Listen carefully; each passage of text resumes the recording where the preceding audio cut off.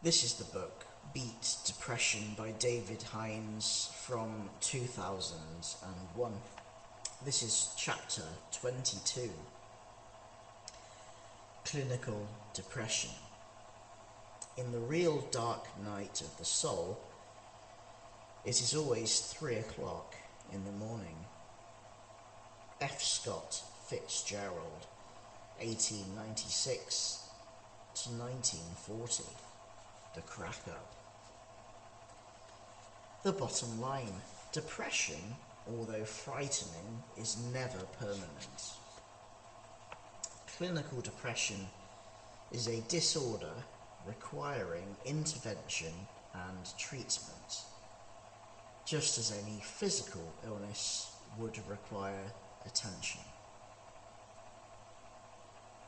Clinical depression, which is often referred to as major depression, a mood disorder, or an affective disorder, is one of the most incapacitating of all chronic conditions in terms of social functioning. It ranks second only to heart disease in exacting a physical toll, measured by days in bed and feelings of general discomfort. It is more disabling than many of the major chronic organic disorders, and its economic cost in terms of lost working time and poor performance is enormous. Clinical depression adversely affects our thought patterns and mood, our feelings, our energy levels, and our overall ability to function normally, as well as our physical well-being. It is most certainly not just a matter of feeling blue or under the weather.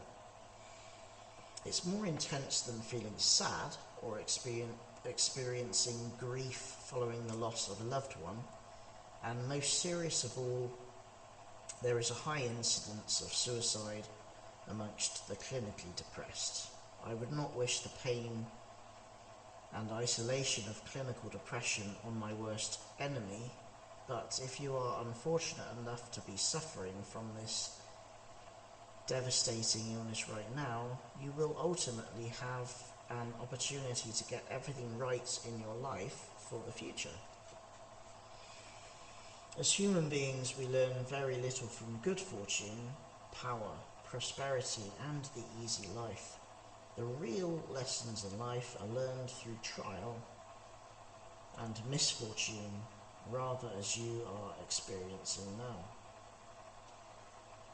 I learned the hard way too, and although this may come as something of a shock to you in your present condition, I am grateful for the lesson, grueling as it was at the time.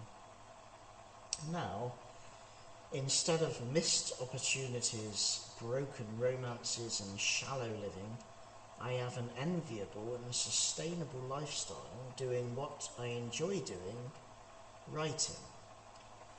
I live where I live because the people of the village are pleasant, and I am not willing to move away to more exotic places.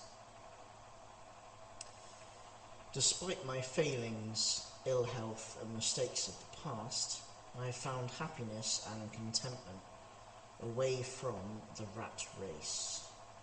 Why am I telling you all this when you are feeling so miserable? Am I a sadist? I want you to know that the reason is because the seeds of my happiness were sown in the misery of clinical depression.